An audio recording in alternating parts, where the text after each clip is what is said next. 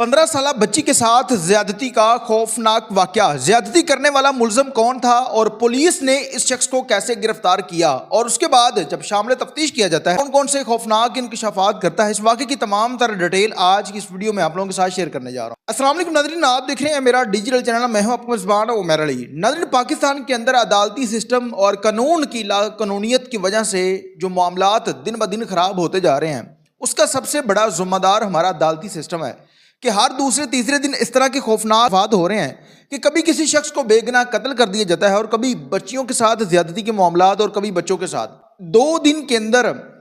कसूर के 2 ऐसे वाक़यात सामने आए हैं जो आप लोगों के सामने रखने जा रहा हूँ।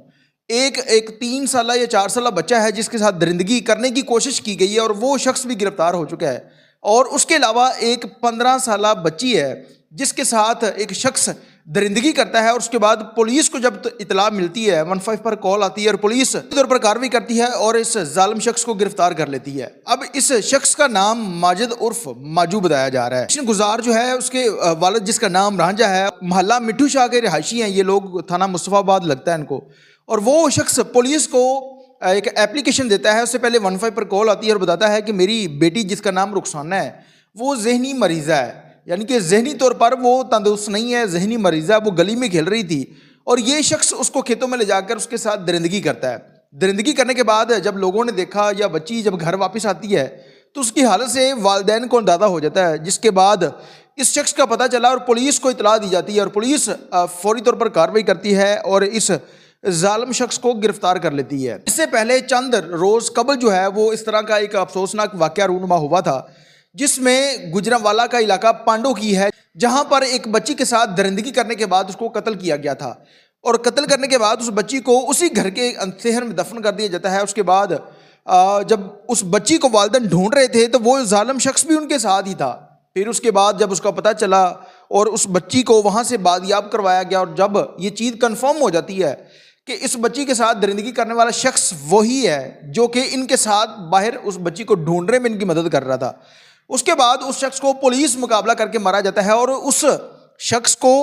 इस मुल्क में तमाम तर लोगों के लिए निशानी इबरत बनाया जाता है। एक क्रेन की मदद से उसकी कब्र निकाली जाती है, उसको रूढ़ी की जगह पर दफन किया गया था।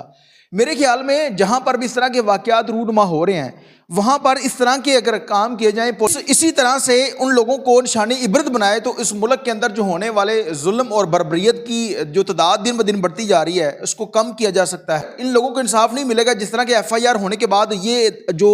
केस है अदालतों के अंदर 10 साल 20 साल तक चलता है, उसके बाद मदई मुकदमा के भी पैसे लगते हैं और जिसने जुल्म किया उसने तो लगाने ही लगाने हैं। लेकिन उसके बाद जब सेशन कोर्ट से उसको सज़ा मिलती है तो वो हाई कोर्ट में अपील करता है और वहाँ से जाकर जो है उसको जमानत मिल जाती है। पुलिस के अफसरान से गुजारिश है कि इस मामले पर स्पेशली नोटिस लेते हुए इस जालिम शख्स को ऐसी सज़ा देनी चाहिए कि इसकी सज़ा इस माशरे के लिए निशानी इबरत बने, ताकि वो लोग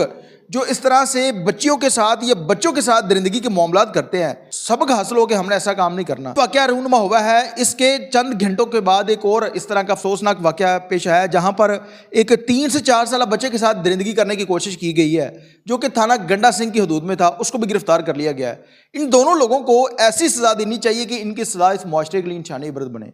इसके साथ अपने मेज़बान उमैर अली को इजाज़त दीजिए और देखते रहिए मेरा डिजिटल चैनल अलाने के बाद।